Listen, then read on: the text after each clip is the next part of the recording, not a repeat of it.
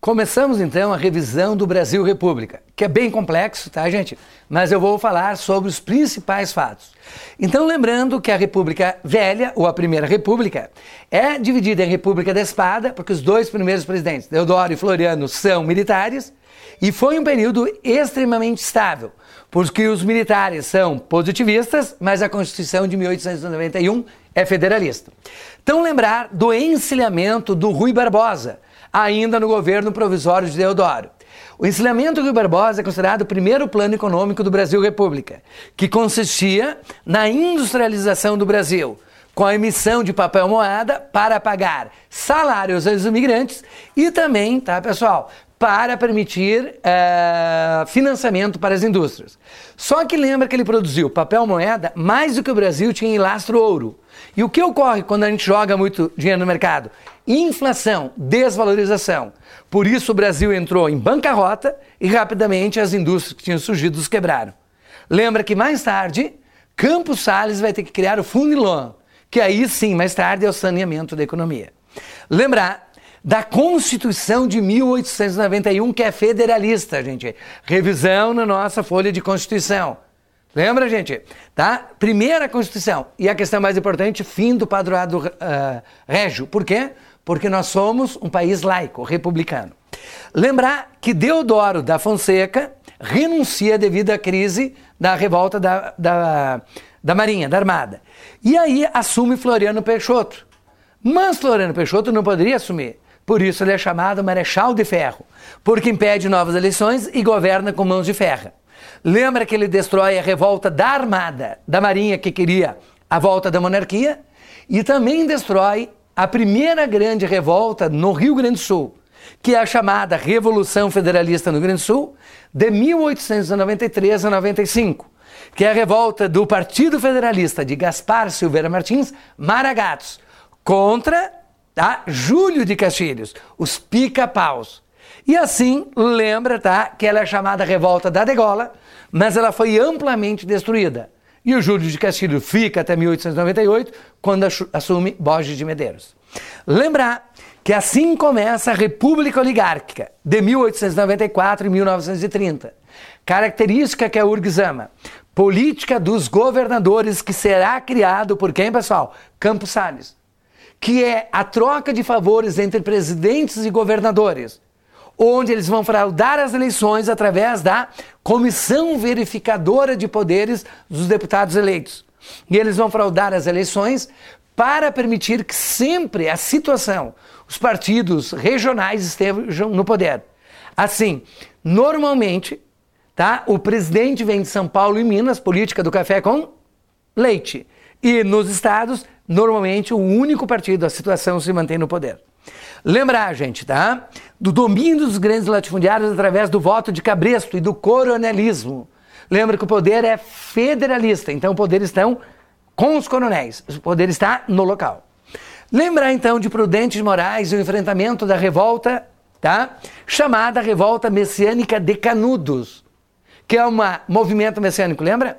Para existir o Messias tem que ter pobreza, miséria, lembra, gente? Desamparo social, religiosidade e ignorância.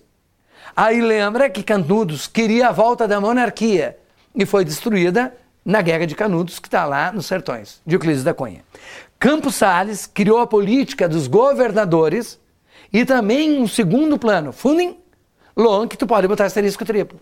O Funilon é chamado saneamento econômico, porque ele vai tirar dinheiro do mercado para dar estabilidade.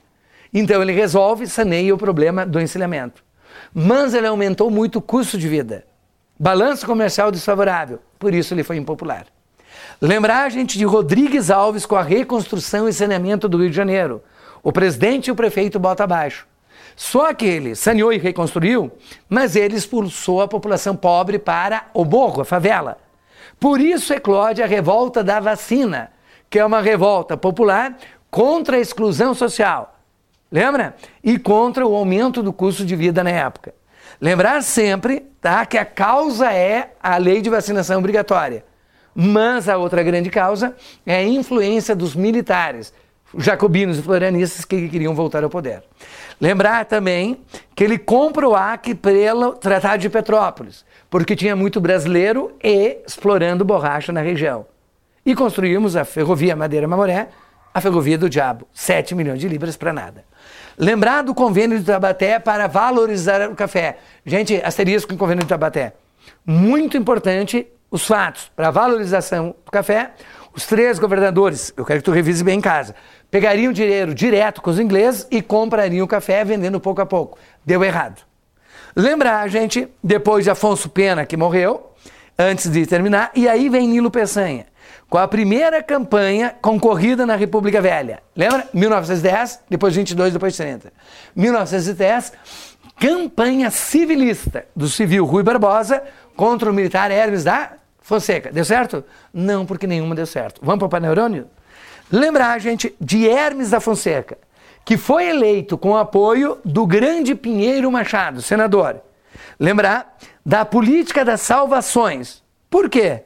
Porque, gente, vamos lembrar, porque ele foi eleito com o apoio de Pinheiro Machado. Só que o Pinheiro Machado quis poder. E aí, o Hermes da Fonseca não quis dividir. O Pinheiro Machado foi para a oposição levando muitos governadores. E aí o Hermes teve que fazer a política das salvações ou salvacionista, que consiste em retirar os governadores estaduais que eram contrários a ele, certo? Em alguns estados, não todos, por isso não foi sistemático. E colocar interventores ou a oposição no lugar. Deu certo e alguns errado em outros.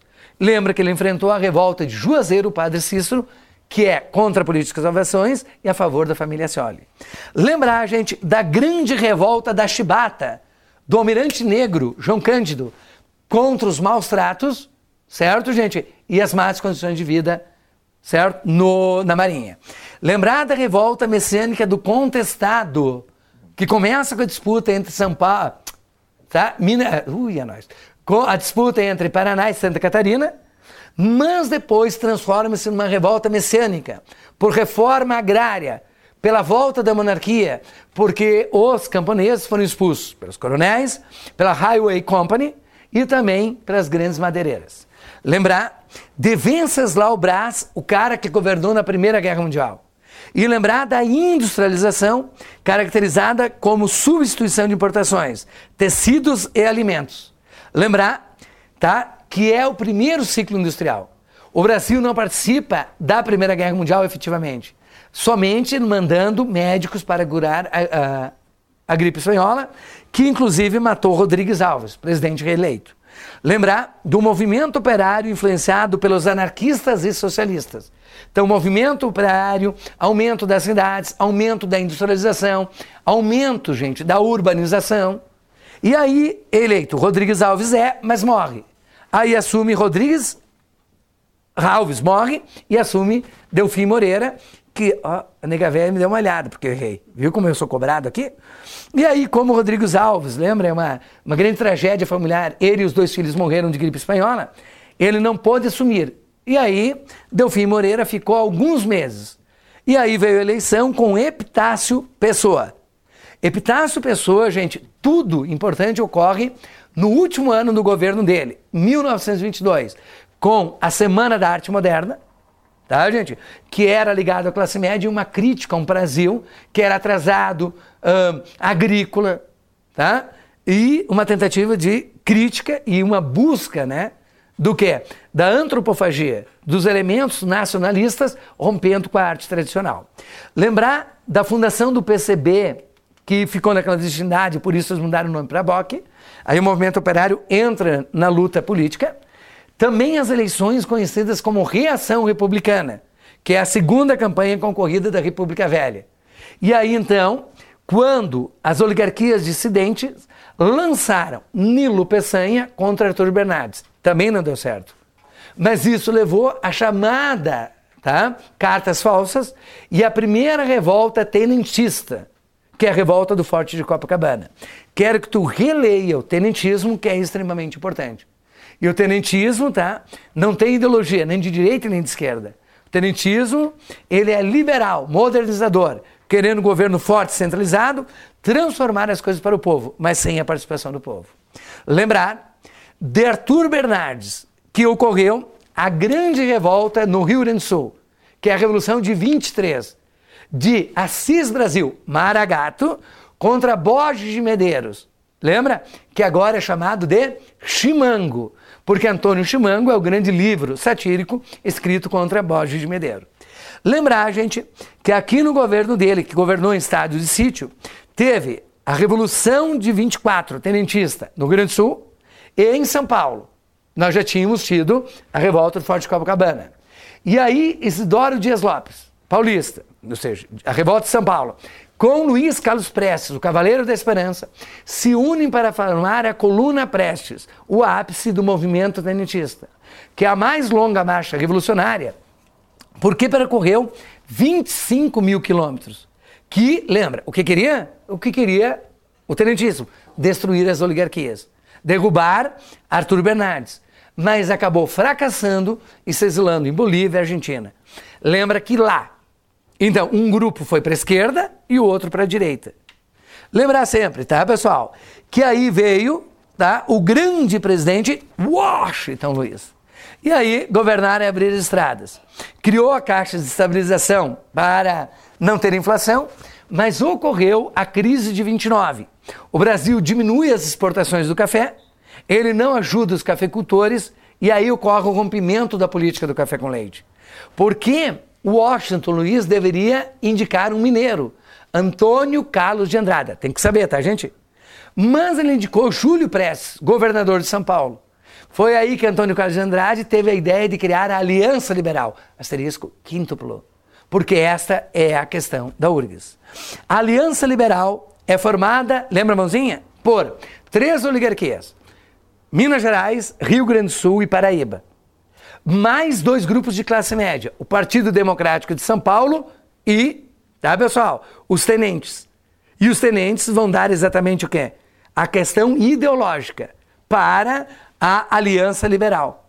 Só que veio as eleições e lembra a gente que Vargas perdeu para Júlio Prestes. Mas com a desculpa da morte de João Pessoa, vice de Vargas, governador da Paraíba, eclodiu a Revolução de 30. Que derrubamos o Washington Luiz, impedimos a posse de Júlio Prestes. Então excluímos, alijamos do poder São Paulo. E aí começa então a Era Vargas, outro grande ponto da história do Brasil.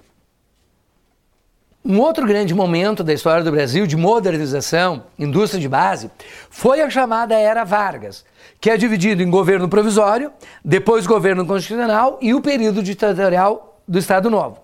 Lembra que esse é o primeiro governo Vargas, porque o segundo é o democrático de 51 a 54.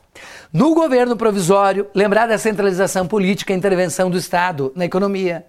E lembrar da grande revolução constitucionalista de 32 contra Vargas. Por quê? Porque nós alijamos São Paulo do poder, lembra? Em 1930.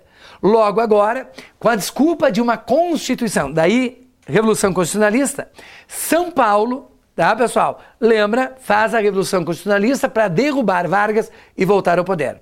Vai lembrar também que o PRP, Partido Republicano Paulista, teve o apoio do Partido Democrata e o movimento MMDC.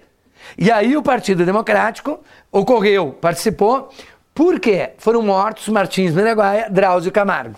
Lembra da promessa do apoio gaúcho à ala regionalista? Por quê? Porque a oligarquia gaúcha fez a Revolução de 30 para colocar quem no poder? Não Vargas, a oligarquia gaúcha. E como Vargas foi muito personalista, a oligarquia gaúcha resolveu derrubar Vargas. Mas o interventor gaúcho, Flores da Cunha, não permitiu. E aí São Paulo lutou durante 3 meses, foi uma grande revolta, só que Vargas destruiu, mas cooptou as oligarquias, ajudando no café e dando a USP. Lembrar da Constituição de 34. Vargas convocou a Assembleia Nacional Constituinte. Eu quero que tu revise, pessoal, na nossa folha de constituições. Lembrar que Vargas foi eleito indiretamente, por isso começa o governo constitucional, de 1934 a 1937. Nós vamos lembrar o quê, gente? Que nesse período forma-se 2 grandes conglomerados políticos. De um lado, a AIB, que era a Ação Integralista Brasileira. Integralista, fascista, elitista, pró-Vargas, de Plínio Salgado. E lembra que eles eram totalitários, racistas, antissemitas. Contra elas, a Aliança Nacional Libertadora, socialista, nacionalista, contra Vargas, Luiz Carlos Prestes, o líder, tá? Presidente de honra, porque estava na clandestinidade. A AIB cresceu 50 mil filiados em 3 anos, a NL 500 mil em 3 meses. Como a NL era socialista e contrária a Vargas, Vargas fecha a NL em junho de 1935. Por isso, em novembro, ocorre a primeira e única Revolução Comunista, chamada Intentona Comunista. Mas daí deu totalmente errada, lembra? Natal, Recife, Rio de Janeiro, foi descoordenada e Vargas manda prender todo mundo. E lança a emenda número 1, que prevê estado de guerra se alguém tentar dar golpe no futuro. O Vargas prende Luiz Carlos Prestes, exila a Olga para a Alemanha, que é um dos grandes manchas do governo Vargas, e aí em 1937, ele, com o apoio dos integralistas, inventa um plano falso chamado que? Plano Cohen, do capitão Olímpio Mourão Filho, que depois será o general que vai fazer a Revolução de 64, ou o golpe de 64. Lembrar que com o apoio dos militares e integralistas, eles fazem o plano Cohen, que dizia que os comunistas iriam assumir o poder. Mentira. Aí ele fecha o Congresso, fecha todos os partidos políticos e lança a polaca. Outra Constituição outorgada, asterisco, e revê lá na nossa folhinha das Constituições e no livro. Aí lembra então que ocorre a intentona integralista, que foi uma tentativa dos integralistas derrubar o governo ditatorial e assumir o poder, também foram destruídas. Nesse momento, gente, algumas características básicas, tá? Que é o governo do Estado Novo, 1937 e 45. Certo, gente? Então, o que nós vamos lembrar? Nas transformações políticas, gente, lembrar que ele é um Estado não fascista. Ele é um Estado baseado no pragmatismo político. Por quê? Porque Vargas não tem dogma. Ele não tem partido. Nazismo e fascismo têm partido único. Tu vai se lembrar, gente, do pragmatismo político, da sociedade baseada no populismo ou varguismo, que é o trabalhismo, que é a questão que há pouco caiu na URGS. O sistema corporativista, que é uma cópia, a CLT, Consolidação das Leis Trabalhistas, é uma cópia exatamente do quê? Da Carta del Lavoro do Benito Mussolini. Lembrar, dos trabalhadores urbanos receberam os direitos. Lembra disso? Só os urbanos. Porque para o trabalhador rural, somente a Constituição de 1888. Tá? 1988 é a nossa última. Lembrar na economia, protecionismo, nacionalismo, intervenção do Estado na economia, substituição de importações, indústria de base. Lembrar que ele cria o cruzeiro, desvaloriza para exportar mais e cria a indústria de base. Então, nesse primeiro governo, Vale do Rio Doce, Companhia Siderúrgica de Volta Redonda e CLT são as coisas mais importantes. Lembrar que o Brasil acaba participando da Segunda Guerra Mundial quando Vargas fez um jogo duplo. Estão lembrando disso? Então Vargas não entrou nem no lado do eixo, nem no lado dos aliados.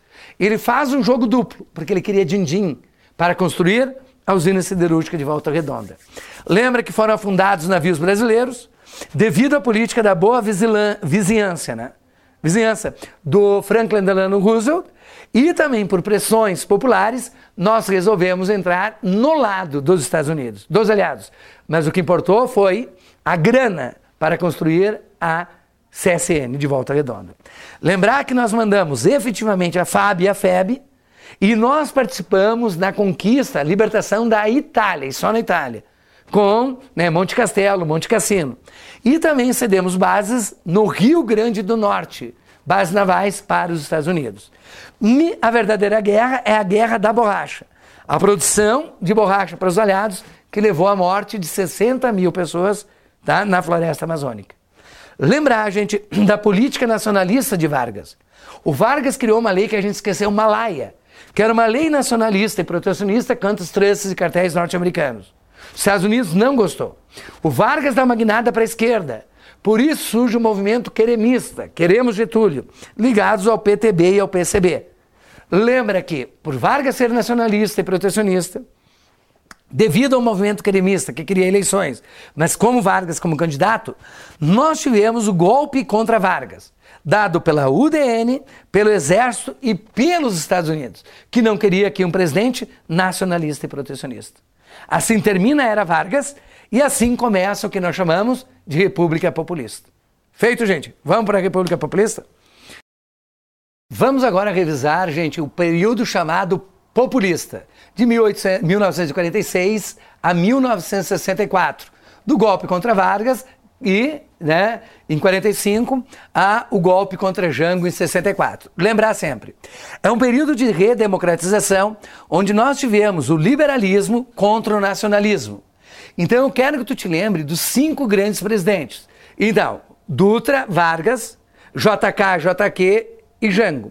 E tu lembra que desses presidentes, apenas 2 foram liberais para valer, dos presidentes importantes, que é Dutra e JK. Somente os 2 presidentes liberais conseguiram terminar o mandato. Vargas suicidou-se, Jânio Maluquetes renunciou e Jango foi deposto pelo golpe de 64. Por quê? Porque é um período, gente, da Guerra Fria, da grande influência dos Estados Unidos aqui.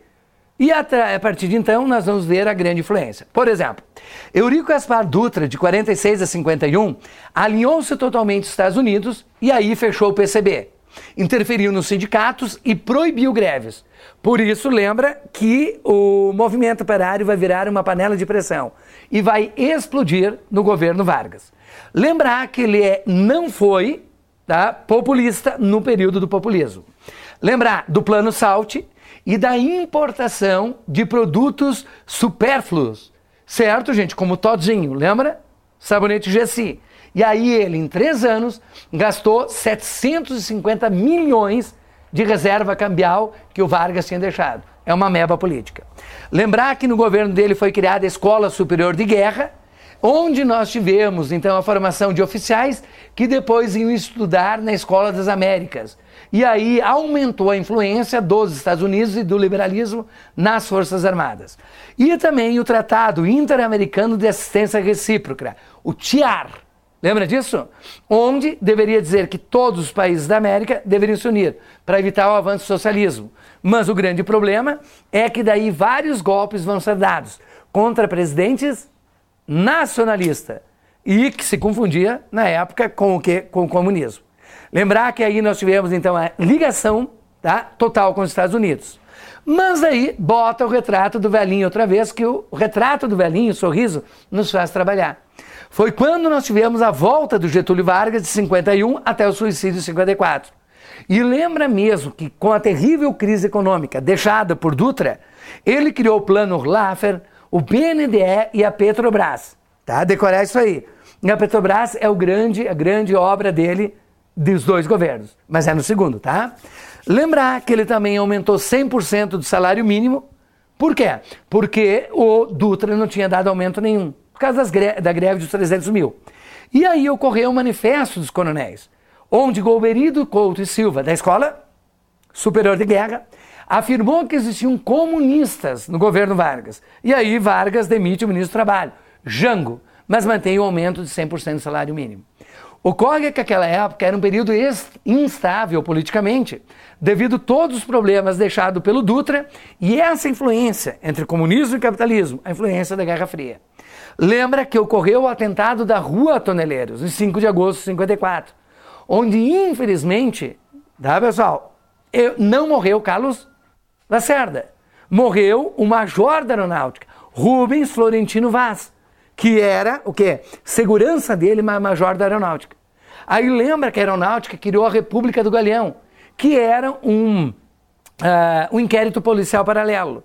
Desta forma, prenderam os pistoleiros e chegaram ao chefe de segurança de Vargas, que era Gregório Fortunato, que afirmou, até ser morto na prisão, que jamais Vargas soube do atentado.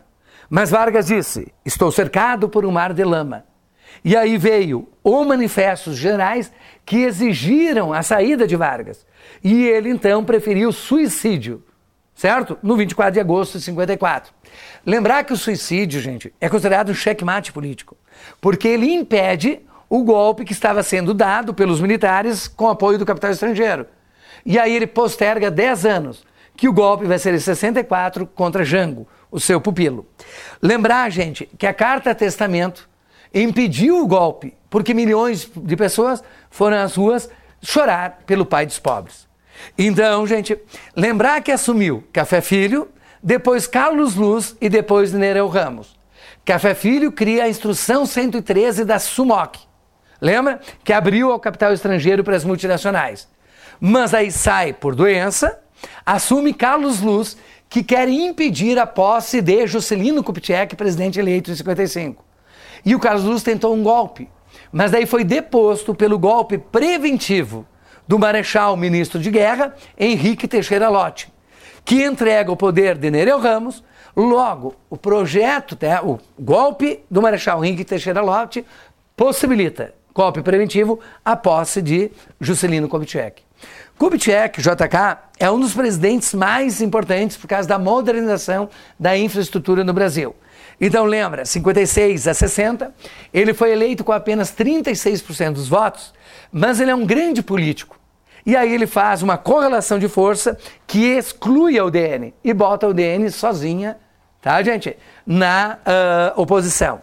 A questão mais importante, plano de metas, a política desenvolvimentista, que é uma visão, então, gente, de desenvolvimento da indústria. Ele aprofunda a Instrução 113 da SUMOC, o que ocorrerá a uma desnacionalização da economia. Lembrar, gente, o Estado investe na infraestrutura, sim, interfere na economia, e o capital estrangeiro, as multinacionais e os bens de consumo duráveis. É aí que vem a indústria automobilística para o ABC paulista. Lembrar da Sudene para desenvolver o Nordeste. Brasília, que é a meta síntese, o resumo dele, a nova capital, para desenvolver o Centro-Oeste. GEA, indústria automobilística. GEICOM, construção naval. E lembrar que a sua política levou a um grande crescimento da economia. Desenvolvimento, não, porque não teve melhoria da qualidade de vida do povo. E aí ele duplicou a dívida externa. E aí resolveu romper com o FMI, porque o FMI resolveu não emprestar mais 300 milhões de dólares. Então qual é o presidente que rompeu com o FMI, gente? JK, o grande liberal. Porque o FMI não quis emprestar dinheiro.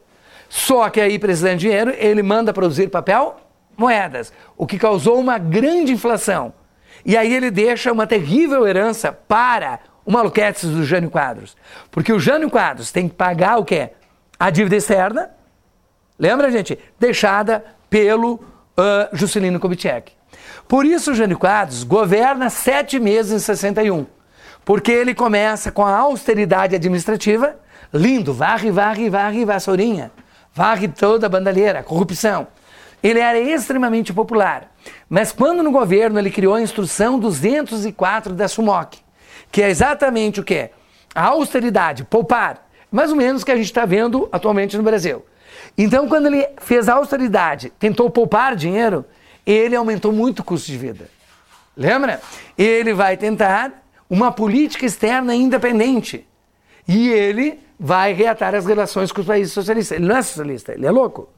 E ele manda o vice Jango para a China reatar as relações. Mas ele condecora Che Guevara com a Ordem Cruzeiro do Sul. Lembra? A popularidade dele foi caindo. Então ele não deu aumento salarial. Certo? Ele acabou com o subsídio ao trigo e à gasolina. Por quê? Porque ele queria poupar dinheiro para pagar a dívida externa. Mas como isso tornou ele impopular, lembra que ele renunciou, certo? Por quê? Porque ele acreditava que os militares e a população iriam pedir para que ele voltasse com mais poder. Mas que cagada, né, pessoal? Porque daí ele renuncia, o Congresso e o Exército aceitam a sua renúncia, só que não aceitam a volta de Jango. Porque diz que Jango é socialista. Aí Jango sai da China para a Europa e para o Uruguai. E o Brasil entrou numa terrível crise que quase leva à guerra civil. Por quê? Porque os conservadores e militares, direita, não querem a volta de Jango. Mas no Brasil eclode o movimento da legalidade, que é a favor de Jango. E no Rio Grande do Sul, a campanha da legalidade do governador e cunhado de Jango, Leonel de Moura Brizola, que é uma campanha radiofônica a favor da legalidade, que é Jango no poder. E ele, Brizola, contou com o apoio do general Machado Lopes, do 3º Exército, que é na região sul. E o Brasil ficou à beira de uma guerra civil. Por isso a saída encontrada foi criar a emenda número 4, que recriou o sistema parlamentarista. Aí o Brasil virou uma república parlamentarista. O primeiro-ministro é chefe de governo, o presidente é chefe de Estado. Ou seja, Jango assumiu no parlamentarismo, sem poder. E lembra que o Brizola, que quase foi morto, ficou extremamente indignado. O governo Jango, gente, para compreender, nós dividimos em governo parlamentarista, depois do governo presidencialista. O governo parlamentarista, que durou um pouco mais de um ano, nós tivemos 3 primeiros-ministros. Lembra? Tancredo Neves, Brochado da Rocha, dicotômico esse nome, né? E me esqueci o terceiro. Então, Hermes Lima, tá? Tu vai te lembrar que naquela época, institutos de pesquisa como o IPES e o IBAD recebiam dinheiro para fazer propaganda contra Getúlio Vargas e para apoiar candidatos e políticos contra Getúlio Vargas. Contra Jango. E aí Jango não conseguiu fazer nada. E é por isso que ele lança o plebiscito, tá, de 1963, para o povo votar sim ou não ao parlamentarismo. E aí de 11 milhões, 9 milhões votou não ao parlamentarismo, que é votar sim ao presidencialismo. E por quê? Porque o povo amava Jango. E aí o Jango assumirá no sistema presidencialista. Só que ocorrerá um ano e pouco depois o golpe de 64. Por quê? Porque o Jango, gente, tá, cria o plano trienal para poupar dinheiro e organizar as reformas de base, que eu quero que tu leia todas elas, tá, gente? As 5 reformas de base. E ele lança na Central do Brasil, no dia 13 de março, tá, gente? As reformas de base. Só que ele também havia criado a Lei de Remessa de Lucros, limitando ao capital estrangeiro, a liberdade do capital estrangeiro e obrigando as multinacionais a pagarem mais impostos. E as multinacionais iradas ficaram contra o governo dele. Então Jango tem o apoio da CGT, das ligas camponesas, sindicatos e UNE e da população em geral. Na oposição, então, o IPES e o IBAD, institutos de pesquisa ligados ao capital estrangeiro, conservadores, classe média e elite. Foi por isso que em 19 de março ocorreu a Marcha da Família com Deus pela Liberdade, contra as reformas de base, certo? Organizada pelos governadores de São Paulo e Rio de Janeiro, que eram contrários a Jango. Lembrar que em 31 de março, 1º de abril, ocorreu o golpe militar de 64, baseado na doutrina de segurança nacional, com o apoio dos governadores de São Paulo, Minas Gerais e Rio de Janeiro. Apoio também dos Estados Unidos através da Operação Brother Sun. Porque o Jango, ele foi o que? Traído. Quando ele veio ao Rio Grande do Sul junto com Brizola, o parlamento, o Congresso Nacional, deixou o lugar dele vago. Por isso ele acabou sendo traído. O grande ponto é que os militares afirmam que o golpe teve o apoio de parte da população, claro, da elite. E o golpe, tá, não foi um golpe, foi uma revolução. O que até, pessoal, tá, existe debates entre os historiadores, mas o golpe é contra na verdade, a politização das massas, o golpe é contra o aumento do PTB, tá, e contra as reformas de base, que pretendiam amplas reformas do Brasil. Assim lançamos o Brasil em 21 anos de ditadura militar. Então agora nós vamos revisar os 21 anos, tá, pessoal, de ditadura militar. E lembrar que o regime militar foi baseado na intervenção do Estado e da economia, por isso eles são liberais e não neoliberais. No capital nacional, estatal e multinacional, que é o milagre econômico, o tripé econômico, na concentração de renda e na diminuição de salários. Lembrar da internacionalização da economia e da divisão entre linha dura e linha moderada. Vamos fazer com a mãozinha, gente? Quais são os 5 presidentes? Vamos lembrar, gente? Castelo Branco, Costa e Silva, Médici, Geisel e Figueiredo. Repitam aí. E lembrar que somente 2, olha o dedo, são da linha dura. Costa e Silva e Médici, que entre eles também teve uma junta militar que criou a AI-14. E aí então tu terás, esses são os anos de chumbo. Médici lança o AI-5, Costa e Silva lança o AI-5 e Médici mata todo mundo. Lembrar então, gente, a linha dura está aqui, os anos de chumbo. Médici, a linha dura, Costa e Silva, Médici, a linha dura. Lembrar que Castelo Branco, tá, criou o Sistema Nacional de Informação, o EACNI, através de Golbery Couto e Silva. Lembrar que através do AI-1, ele foi eleito indiretamente presidente. O AI-1 tá? Elegeu Médici para presidente. Eleição de todos os presidentes, do primeiro presidente de forma indireta. Então, AI1. O AI2, lembra, gente, criou o bipartidarismo, que é a Arena e o MDB. Então, bipartidarismo, AI2. O AI3 são eleições indiretas para governador e vice, que escolhem o prefeito da capital. O AI4 fecha o Congresso e reabre como Assembleia Nacional Constituinte, que cria a Constituição de 67. Dá uma revisada dos nossos resumos e vê que a Constituição de 67 colocou aí 1, 2, 3 e 4 na Constituição. Lembrar também do PAEG, com a diminuição da inflação, mas com baixando os salários, o que leva a grande concentração de renda. Fundo de Garantia por Tempo de Serviço, Banco Nacional de Habitação, Correção Monetária, Estatuto da Terra e o Banco Central. Lembrar que o Costa e Silva inicia os anos de chumbo. É um período onde aumenta muito a oposição com a Frente Ampla, que é a tentativa dos civis voltarem ao poder. Mas daí, baseado no AI2, os militares fecham a Frente Ampla, evitando a volta dos civis. Lembrar do acordo MEC-SAID, que destrói o ensino pensante e cria o ensino profissionalizante no Brasil. Lembra que ocorreu a oposição da UNE e várias dessas passeatas contra o acordo MEC-SAID. Lembrar que numa delas morre, em março de 68, um jovem de 16 anos, chamado Edson Luiz de Souto. Isso leva à passeata dos 100 mil em 68, dentro do grande movimento estudantil de maio de 68. Então, naquela época ocorreu o fechamento do Congresso da UNE e o aumento da radicalização, com o comando de caças comunistas, o MAC, Movimento Anticomunista, a esquerda se organiza em guerrilhas. E aí, então, um jovem deputado federal do MDB, Márcio Moreira Alves, faz um discurso no Congresso mandando as mulheres e os militares fazendo greve de sexo. Foi quando os militares exigiram a cassação de Márcio Moreira Alves que nós tivemos, então, o lançamento do AI-5 em dezembro de 1968, onde concentra ainda mais o poder no Executivo, que pode interferir no Legislativo e no Judiciário. Revisar o AI-5. Lembrar que morre Costa e Silva. Nós impedimos Pedro Aleixo de assumir e assume a junta militar, os três patetas. E aí eles lançam o AI-5, que recria a pena de morte no Brasil, e a emenda constitucional número 1, ou Constituição de 69. Dá uma lida na Constituição, que aí coloca o AI-5 e todos os atos institucionais na Constituição.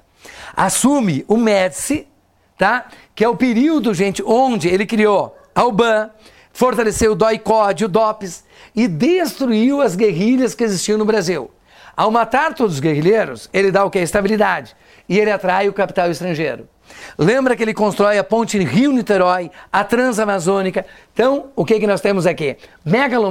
Maluquice. Tivemos, tá, como até hoje existe no Brasil, a criação de grandes obras faraônicas. Lembrar que ele estabelece a Telebrás, o Mobral, o INCRA. Lembrar que ele cria um milagre econômico, asterisco no milagre econômico, gente. Que tu sabes que é o grande crescimento, 68 a 73, onde o Brasil, baseado no tripé econômico, tem um grande crescimento da economia. Só que a dívida externa aumenta de 3 para 110 bilhões de dólares e nós tivemos um aumento da subnutrição e dos problemas sociais. É igual ao governo de JK. Ocorreu um grande crescimento da economia, mas não a melhoria da qualidade e do IDH do povo. Lembrar, gente, que ele sai e aí vem a abertura lenta e gradual, com os presidentes Ernesto Geisel e João Batista Figueiredo.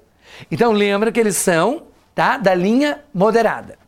O Ernesto Geisel, de 74 e 79, assume no momento da crise internacional do petróleo e da crise do milagre econômico. As multinacionais exauriram a influência ou a possibilidade de grandes investimentos no Brasil. O mundo está em crise, o Brasil entra numa terrível crise. Aí os militares resolvem deixar o poder, mas de forma lenta e gradual, para o quê? Esconder todos os crimes cometidos pela linha dura. Lembrar então da morte de Vladimir Herzog e Manuel Fiel Filho, mas lembra que não foi o Geisel, foi a linha dura no 2º Exército de São Paulo. O Geisel enfrenta a linha dura, colocando os generais Ednardo Dávila, Hugo Abreu, Silvio Frota na aposentadoria. E ele continua a abertura lenta e gradual, através da emenda número 11, que acaba com a AI-5. Então a AI-5 sobreviveu de 68 até 78. Lembrar que, asterisco nelas, 2 leis não fazem parte da abertura. A Lei Falcão e o pacote de Abril era para evitar o crescimento do MDB. Por isso, a Lei Falcão proíbe debates públicos e o pacote de Abril quer deter o avanço do MDB, aumentando o poder da Arena. E principalmente, tá, pessoal, aumentando o poder da Arena através dos senadores biônicos, que é 1/3 do Senado escolhido direto pelas Assembleias Estaduais, aumentando o poder da Arena. Aumentaram para 6 anos, tá, o mandato do próximo presidente Figueiredo. Na política externa, pragmatismo responsável, que é uma política externa independente dos Estados Unidos, tá? E também o acordo nuclear com a Alemanha e o projeto Proálcool, para substituir o petróleo devido à crise internacional do petróleo. Projeto acordo nuclear com a Alemanha, tá? Angra 1 e Angra 2.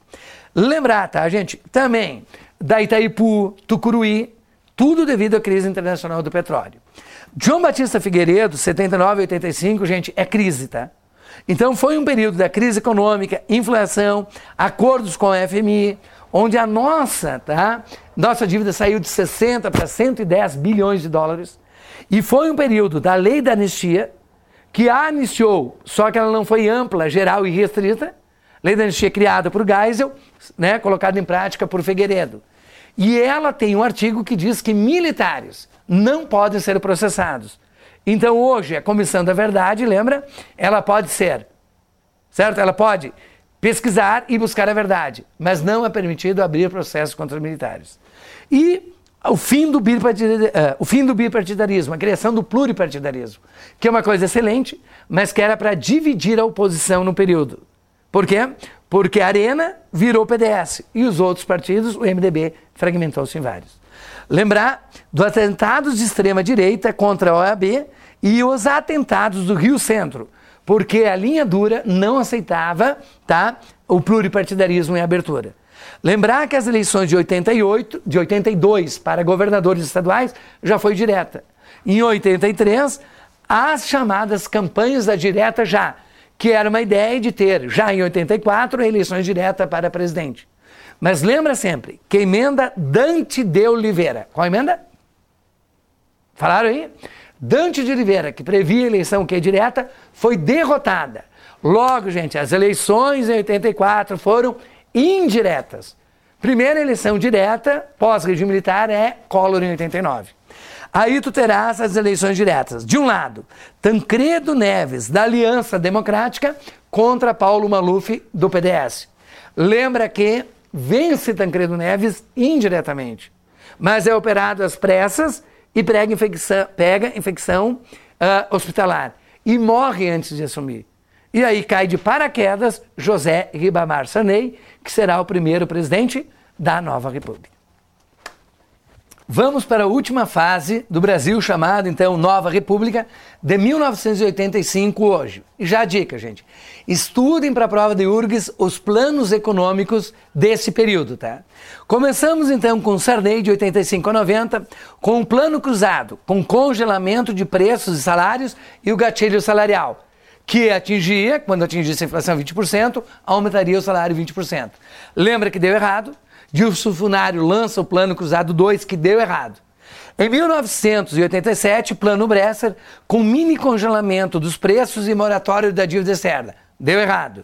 E Plano Verão, 1989, tá? Que cria o Cruzado Novo, a nova moeda, que deu errado e o Brasil teve uma hiperinflação. Então, pegar a folha, gente, do resumo também, gente, dos planos econômicos e reler.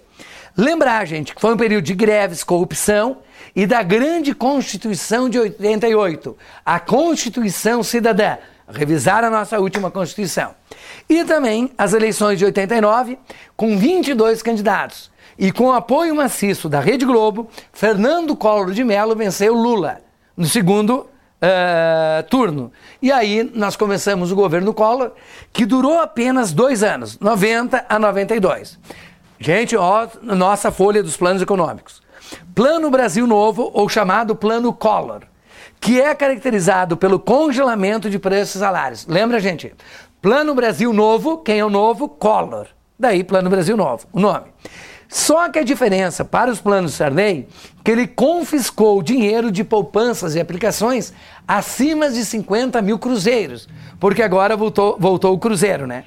Então, qual é o presidente que, gente, lembrar, confiscou dinheiro das poupanças e aplicações em cruzeiro? Collor.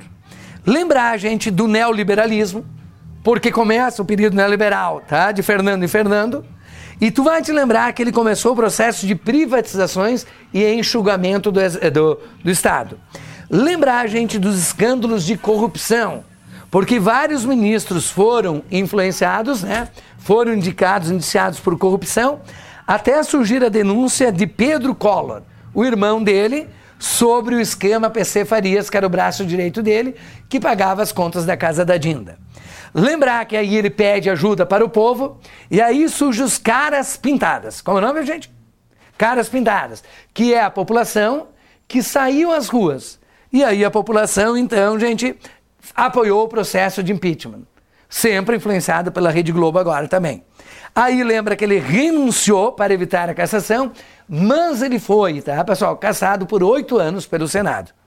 Lembrar que a saída foi colocar o vice-presidente, que é Itamar Franco, e lembra do plebiscito de 93, onde a população votou numa república contra a monarquia e numa presidencialismo contra o quê? O parlamentarismo. Então nós somos uma república presidencialista. Também o massacre da Candelária, onde grupos de extrema-direita, de extermínio, mataram crianças de rua. E o Plano Real, lançado no governo de quem, pessoal? Itamar Franco. O Plano Real, asterisco nossos planos aí de FHC, sociólogo e ministro da Fazenda, não congelou preços e salários. E a característica dele é paridade dólar-real, como é a característica dos outros planos da América Latina no período, influenciados e impostos pelo Consenso de Washington, de 1989. Lembrar da abertura ao capital estrangeiro e a abertura às importações. Lembra que ele não congelou, essa é a diferença, não tem indexação. Logo, ele manteve os preços baixos, mas sem congelamentos. E isso existe até hoje, o Plano Real. Então esse a gente tem que saber mesmo. FHC 1994-2002. Lembrar do neoliberalismo, a privatização em massa das grandes empresas estatais do Brasil. Lembrar, gente, da grande arrecadação com essas privatizações. Diminuição do papel do Estado na economia.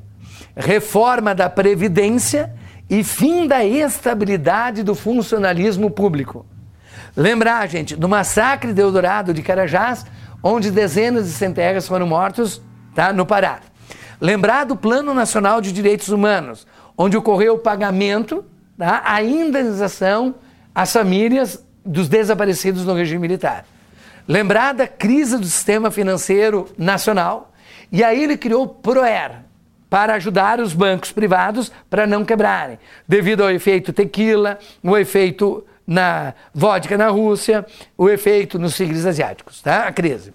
Lembra do déficit na balança, porque o dólar, paridade com o real dólar, a moeda ficou muito cara e a gente não exportou muito. Lembrar do crescimento da dívida interna e externa e o aumento do desemprego, que o Brasil chegou a ser um dos países com maior desemprego. Por isso, olha como é complicada a política e a economia.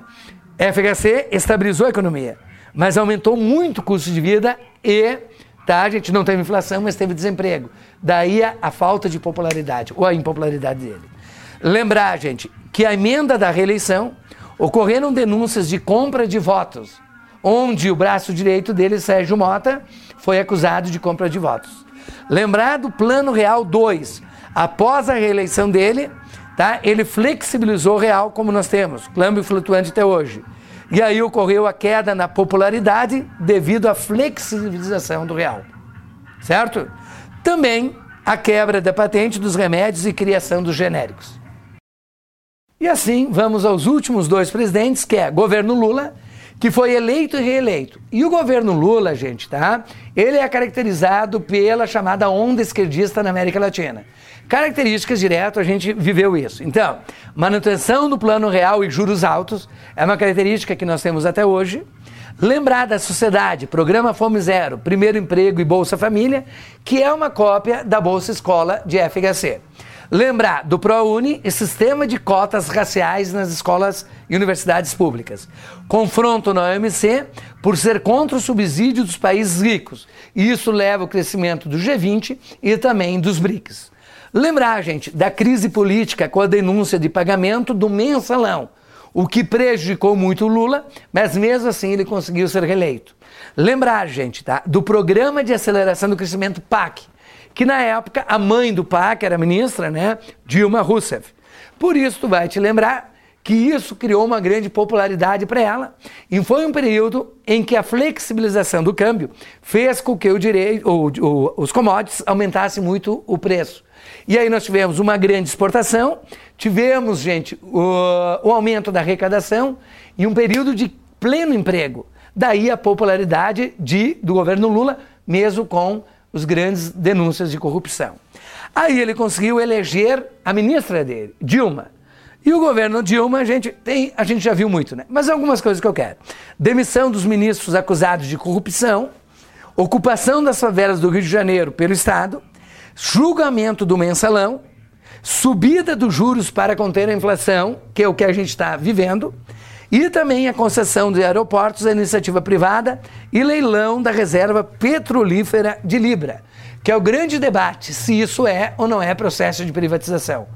Lembrar, gente, tá, que hoje o Brasil tem reservas cambiais entre 300 e 350 bilhões de dólares e que mesmo com a crise, a queda do preço dos commodities e a crise econômica, isso dá uma determinada sustentabilidade.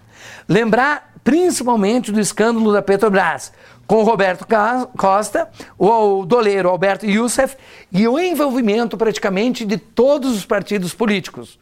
A prisão de vários líderes de partidos políticos e grandes líderes ou presidentes ou diretores de empreiteiras. Pela primeira vez na história do Brasil, nós tivemos a prisão de corruptos e corruptores. E isso, gente, é uma característica de maturidade do Brasil. O que virá para frente, esperamos, né, pessoal, que demonstre a maturidade política que nós temos. Um abraço a todos na segunda revisão pré-prova URGS. Um abraço, beijo, gente, bom proveito.